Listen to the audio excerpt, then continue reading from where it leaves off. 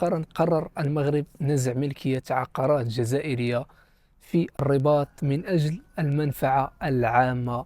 وزارة الشؤون الخارجية المغربية اللي اعتبرها بعض المحللين أنها راجعة للخلافات بين الجارتين المغرب والجزائر. الجزائر ما عجبهاش الحال وقامت بتنديد هذا القرار من طرف وزارة الخارجية الجزائرية كيتعدى على الالتزامات المنبثقة عن اتفاقية فيينا اللي كتنص على احترام سفارات الدول. قال لك أنه كيتنافى مع الأعراف الدبلوماسية الدولية المتحضرة، توعدوا المغرب يعني باش أنهم يتخذوا مجرى آخر وأنهم يطعنوا في هذا القرار المتخذ قال لك ضد الجزائر. هذا هو فيديو ديال اليوم. اش بان لكم في هذا القرار اللي اتخذوا المغرب ضد الجزائر؟